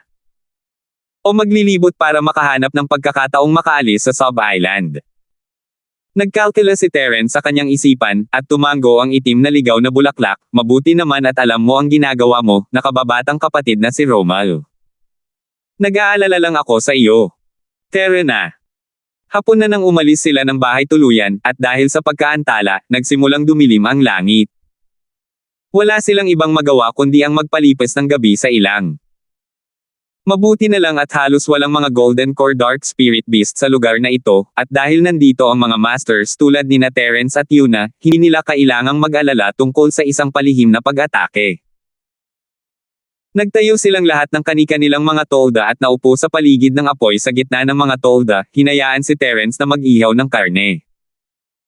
Hindi pa natitikman ng itim na wildflower ang luto ni Terence, kaya wala itong kakaibang reaksyon.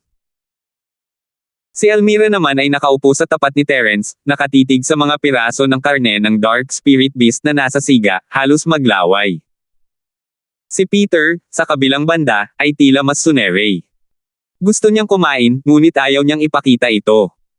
Nakaupo lang siya sa tabi ni Almira, ang mga mata ay nakatingin sa dilim. Paminsan-minsan, palihim siyang sumusulyap at palihim na nilulunok ang kanyang laway.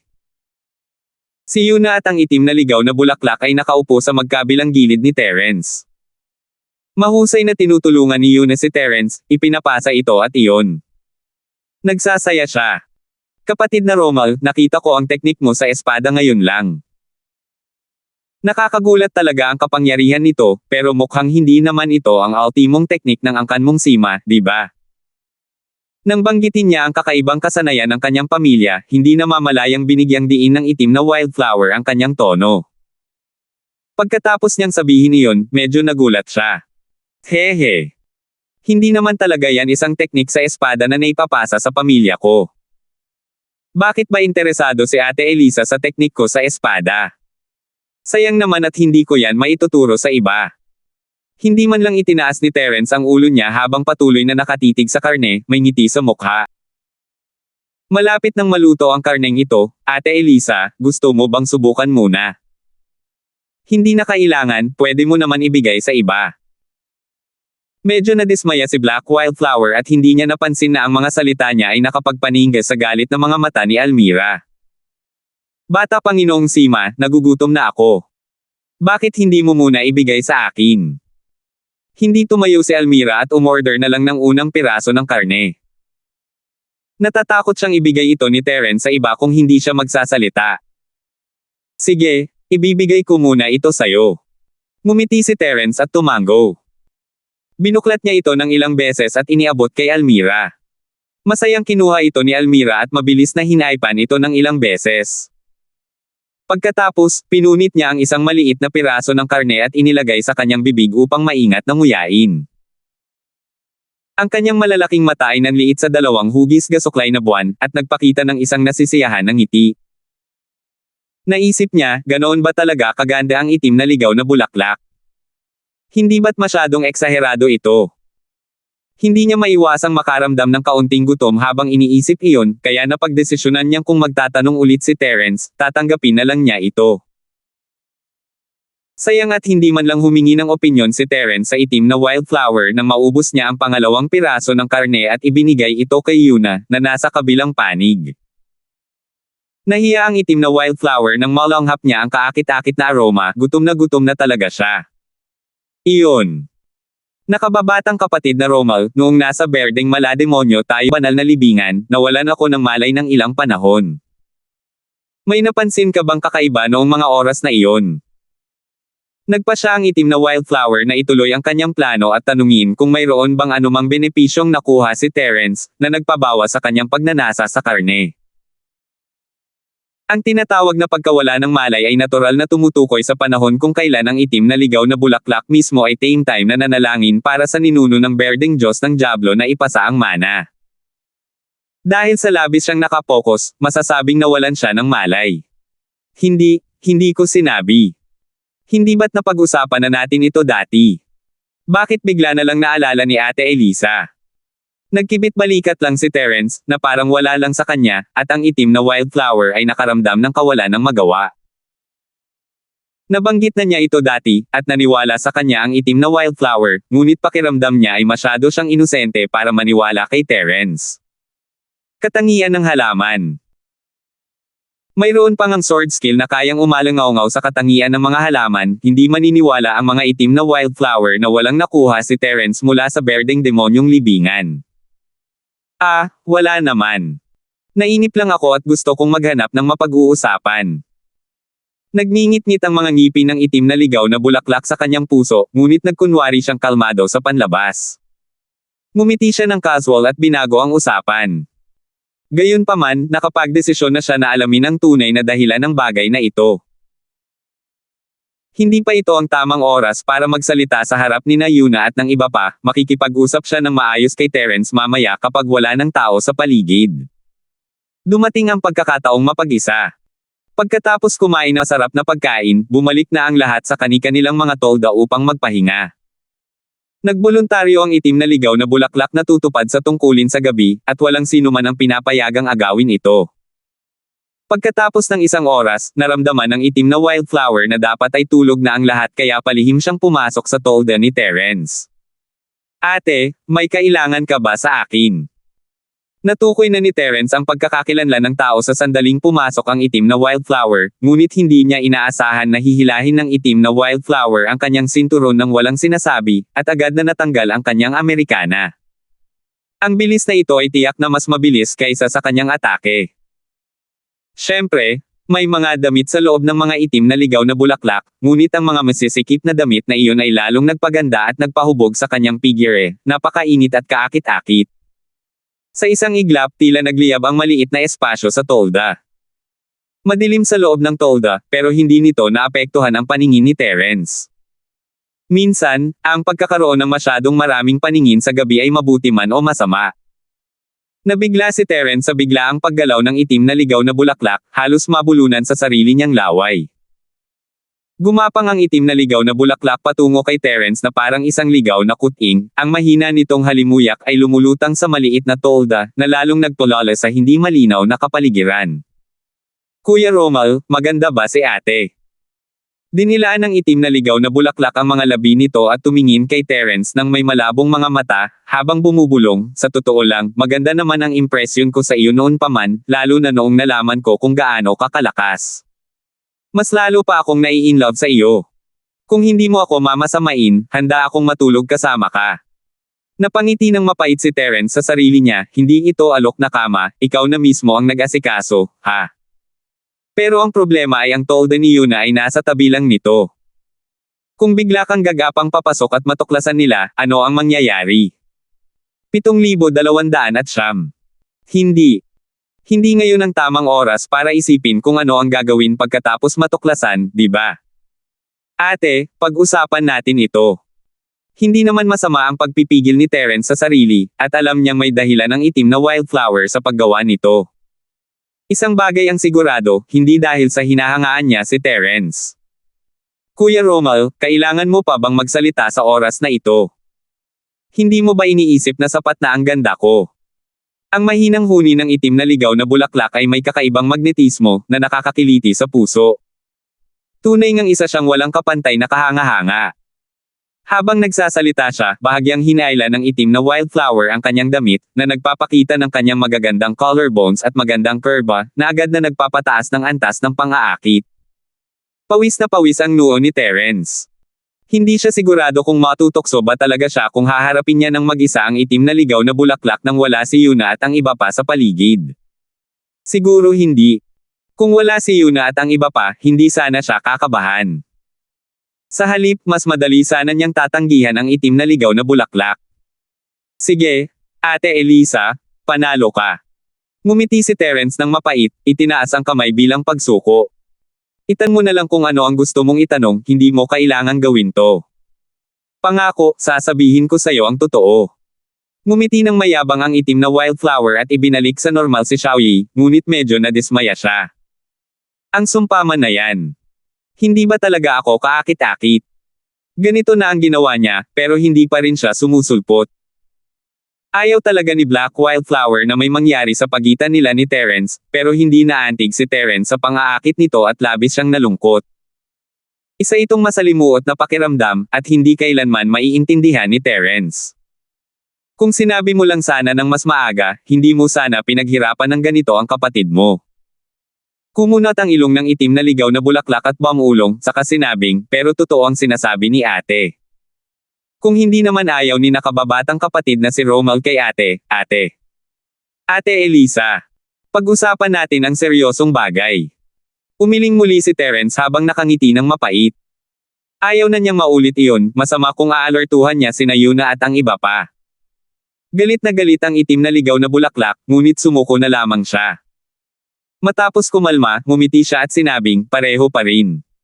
Mayroon bang nakuhang benepisyo si kapatid na Romal sa berdeng libingan ng Diablo na hindi mo alam? Sige, hindi ko dapat sinabi kay ate ang tungkol dito, pero dahil alam na siguro ni ate Elisa, sasabihin ko na sayo. Bumantong hininga si Terence, iniisip na hindi naman malaking bagay na ipaalam sa mga itim na ligaw na bulaklak ang tungkol sa berdeng Diyos.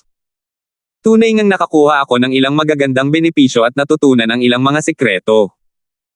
Nakaluhod ang itim na wildflower na may seryosong ekspresyon, itinuwid ang kanyang likod habang nakatingin kay Terence, hindi alam na mas gumanda pa pala ito ngayon.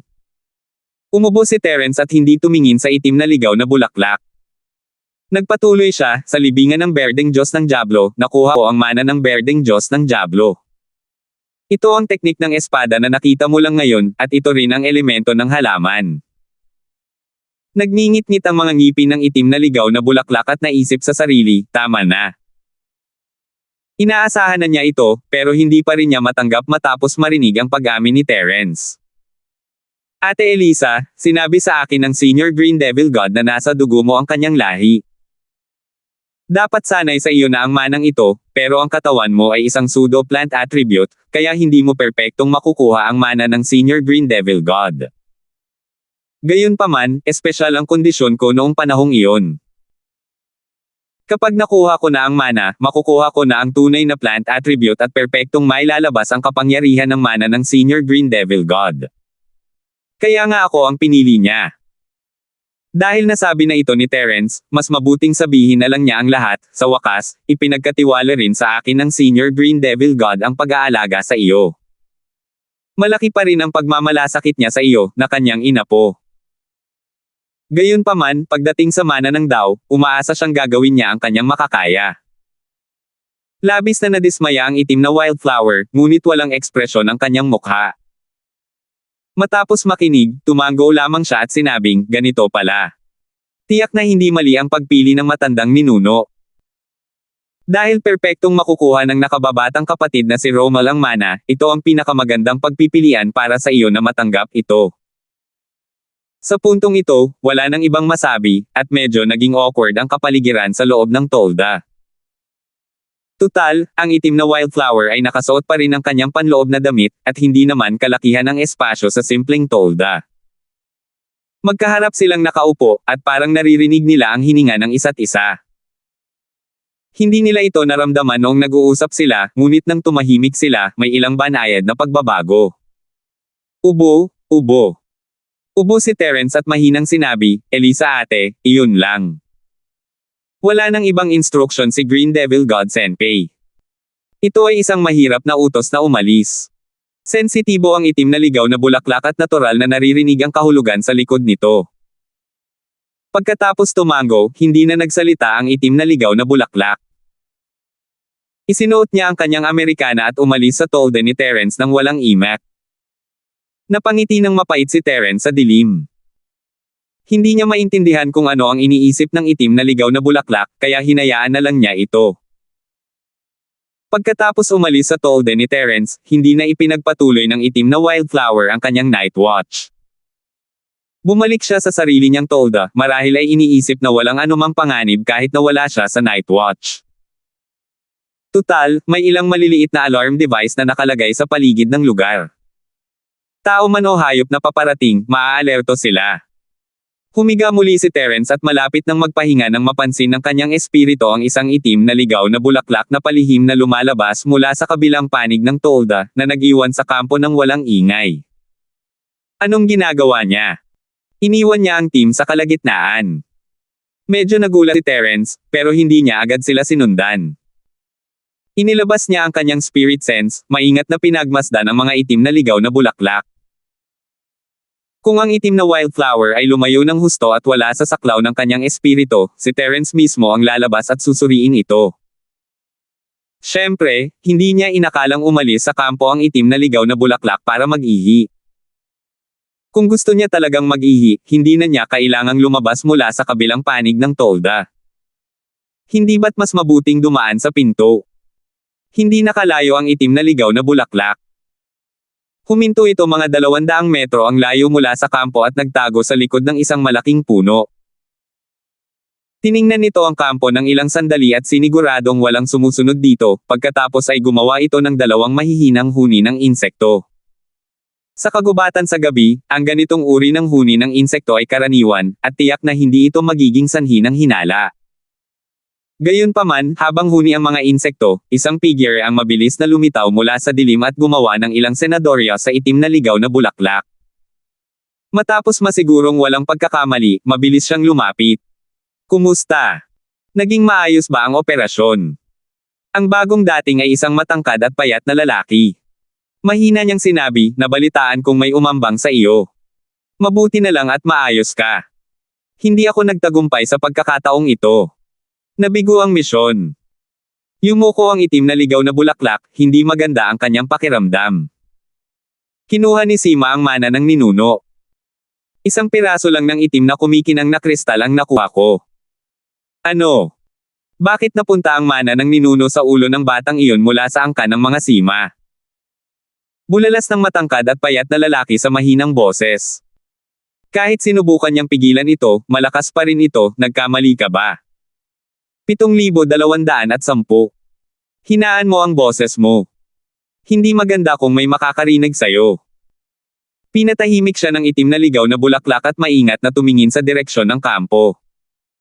Nakahinga siya ng maluwag nang makitang walang gumagalaw. Hindi ako nagkakamali, natanggap ni Sima ang mana ng ninuno at mayroon na siyang katangiang halaman. Nakatanggap pa siya ng isang set ng teknik ng espada ng ninuno. Inamin na niya ito mismo, kaya walang pagkakamali. Paano nangyari ito? Bukod sa ating angkan, mayroon pa palang isang tagalabas na makakakuha ng pagsang-ayon ng ating ninuno. Nakakatawa talaga ito. Ang matangkad at payat na lalaki ay pabalik-balik na naglalakad, mukhang medyo naiinis. Bakit nangyari ang ganitong pagkakamali sa plano? Nasabi ko na yan dati, huwag kayong humingi ng tulong sa mga tagalabas. Mas makabubuting hayaan na lang natin ang pamilya natin na kumilos ng direkta. Sa ganoong paraan, magiging ligtas tayo. Nang maisip ng itim na wildflower kung paano mas pipiliin ng ninuno ng berdeng Diyos ng Diablo ang isang tagalabas kaysa sa isang inapo ng kanyang lahi, naging masama ang kanyang pakiramdam. Ngayong may aksidente, wala na akong magagawa tungkol dito. Sa tingin mo ba ayokong gawin ito? Gayunpaman, ang angka ay bumagsak sa ganoong kalagayan, paano nila makakayanan ang mga pagkalugi? Kaya naman ikaw na lang ang hahayaang umalis ng mag-isa. Naiinip na ikinumpas ng matangkad at payat na lalaki ang kanyang kamay at sinabing, huwag na natin itong pag-usapan pa, kailangan nating mag-isip ng paraan para malunasan ito. Paano? Ngayong umabot na sa ganito ang sitwasyon, ang magagawa na lang natin ay isuko ang mana ng ating ninuno at humanap ng ibang paraan para muling buhayin ang pamilya. Masama ang loob na sabi ng itim na wildflower, at sa kagulat na sabi niya, teka, huwag mong sabihing iniisip mo ang... Hihihi, tama iyan. Tama nga ang iniisip mo. Dahil kinuha na ng batang yan na si Sima ang manang orihinal na sa atin, ano ang problema kung bawiin natin ito sa kanya? Tumawa ng masama ang matangkad at payat na lalaki at sinabing, ito na lang ang plano natin ngayon. Mag-isip ka ng paraan para makuha ang elemento ng halaman mula sa batang iyon. Ito ang pag-asa ng muling pagkabuhay ng ating pamilya, kaya hindi tayo maaaring maging pabaya, naiintindihan mo. Baliw ka. Paano niya nagawa ang ganoong bagay? Huwag na nating pag-usapan kung magtatagumpay ito o hindi, kahit na matanggal nito ang katangian ng halaman, paano naman si Sima?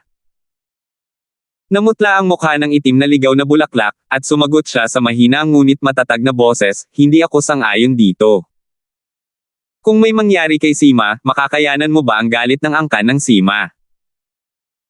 Binabantayan ni Terence ang sitwasyon gamit ang kanyang espiritu sa loob ng tolda, at hindi niya maintindihan kung ano ang nangyayari sa paghuhubad. Pero mula sa sinabi ng itim na wildflower, tila may panganib, at nagbabanta ito sa buhay. Bukod doon, ano ba ang bumubuhay sa pamilya? Ano ang nangyari sa pamilya ng itim na wildflower na nangangailangan ng elemento ng halaman para buhayin sila? Hindi masyadong pinag-isipan iyon ni Terence, isang mahinang tao lang ang makakaisip na gumamit ng elemento ng halaman para buhayin ang kanyang pamilya. Kung gusto niya talagang maging mas malakas, ang tanging paraan ay ang maging mas malakas mismo, at huwag umasa sa ilang panlabas na bagay. Siyempre, ang katangian ng halaman ay hindi maaaring ituring na isang panlabas na bagay. Nakakahiya lang talaga kung huhuberin ito ng ibang tao. Kung ang matangkad at payat na lalaki ay maglalakas loob na hamanin si Terence ng direkta at talunin siya dahil sa elemento ng halaman, maaaring mas mataas ang tingin sa kanya ni Terence. Iyon ang landas ng isang tunay na amo, isa lamang siyang daga kahit na magtagumpay siya sa kanyang mga pukana. Sa tabi ng mga iniisip ni Terence, ang matangkad at payat na lalaki ay nagpapayo sa mga itim na ligaw na bulaklak. Paano kung sila ay mula sa angkan ng Sima? Sa pinakamarami, isa lamang siyang disipulo na palaboy sa labas. Ang angkan ng Sima ay maraming palaboy na disipulo, at tanging ang mga bumabalik na buhay ang tunay na mga disipulo ng angkan ng Sima. Normal lang sa mga namamatay sa labas na mapagod, hindi pa kasama rito ang pagiging nasa isang liblib at maliit na lugar tulad ng lungsod ng Lulang. Sino ang magbibigay pansin dito? Kung ikukumpara sa layunin ng muling pagkabuhay ng angkan, ano nga ba ang isang simpleng Sima? Mas mabuting bilasan mo at isipin kung paano makahanap ng pagkakataon para maalis ang katangiang halaman. Kapag matagumpay ang pagkuha, agad itong isama. Naniniwala ako na hanggat isama mo ang katangiang halaman, ang iyong lakas ay lubos na mapapahusay. Sa oras na iyon, ikaw ang magiging bituin ng pag-asa ng pamilya. Tahimik ang itim na ligaw na bulaklak, at walang nakakaalam kung sumasang-ayon siya sa payat na lalaki. Magsabi ka nga, naiintindihan mo ba? Napakahalaga ng bagay na ito para sa angkan, kaya huwag mong palampasin ang desisyon. Medyo naiinip na ang tono ng matangkad at payat na lalaki. Mahina ang boses na sabi ng itim na wildflower, pero hindi mo alam, napakalakas ni Sima. Ang mga nagtangkang pumatay sa atin ay pawang mga golden core stage pataas, lalo na ang huling alon. Lahat sila ay mga late golden core stage at mga perfected golden core stage experts, pero lahat sila ay napatay ni Sima. Gusto mo ba talagang masaktan ang taong iyon? Nang sabihin ito ng itim na wildflower, biglang napanganga ang matangkad at payat na lalaki. Hindi niya inaasahan na ganito kalakas si Terence, pero ang palaso ay nasa pana na, at kailangan niya itong iputok. Ang elemento ng halaman ang susi sa muling pagbuhay ng pamilya, at kailangan niya itong makuha kahit ano paman. Gaano man siya kalakas, mayroon pa rin siyang mga kahinaan at kapintasan. Itim na ligaw na bulaklak, naniniwala akong kaya mo ito. Kahit ano paman, kailangan mong humanap ng paraan para maayos ito. Hihintayin ko ang balita mo. Sa wakas ay nagbigay ng hindi makatwirang utos ang matangkad at payat na lalaki, saka ikinumpas ang kanyang kamay at sinabing, aalis muna ako. Dapat ka ring magmadaling bumalik. Huwag mong hayaang may makakita sa iyo. Pagkatapos sabihin iyon, ang figure ng matangkad at payat na lalaki ay kumislap at naglaho sa madilim na kagubatan. Ang itim na ligaw na bulaklak ay nakatayo sa kanyang kinatatayuan ng hindi nagsasalita. Maya-maya, tumalikod siya at naglakad pabalik sa kampo. Sa loob ng tolda, hinawakan ni Terence ang kanyang baba, iniisip ang lahat ng impormasyong narinig niya. Una ay ang kakayahang maghubad ng mga katangian, hindi pa niya ito naririnig noon. Dahil kaya nitong alisin ang isang katangian, katumbas ba ito ng isang paraan ng paglilipat ng katangian? Kahit ang Sky Class Island ay walang ganitong uri ng teknik, kaya hindi niya inaasahan na magagawa ito ng sub-island. Totoo nga, bawat lugar ay may kanya-kanyang katangian. Gaano man ito ka-atresado, hindi ito magiging walang silbi. Bukod doon, interesado si Terence sa muling pagkabuhay ng pamilya ng mga itim na wildflower. Kung sakaling may gumawa ng hakbang laban sa kanya, wala nang ibang masasabi pa. Kung may konsensya pa ang itim na wildflower, at mas gugustuhin pang isuko ang pagbangon ng pamilya kaysa sa pag-atake sa kanya, hindi mag-aatubiling tumulong si Terence sa tamang panahon para tulungan ang pamilyang Elisa na muling mabuhay. Habang nag-iisip si Terence, nakabalik na sa kampo ang itim na ligaw na bulaklak. Pumasok siya sa toldo mula sa gilid, iniisip na wala siyang na-alerto. Hindi niya alam na binabantayan pala ni Terence ang bawat galaw niya. Pagkabalik sa tolda, ang itim na ligaw na bulaklak ay nagpagulong-gulong, hindi makatulog. Halata na nahihirapan pa rin ito sa pagkuha ng katangian ng halaman, at lumipas ang gabi nang hindi nito namamalayan. Nang medyo maliwanag na ang langit, naunang nagising si Yuna. Hindi niya ginaising ang sinuman at maingat na nag-abala, mabilis na naghanda ng almusal. Hindi niya maihahambing si Terence sa pagluluto, pero hindi problema ang pagluluto ng simpleng pagkain. Gusto niyang alagaan si Terence, at isa itong mabuting gawa. Salamat po at sinamahan ninyo ako, ingat lagi mga master.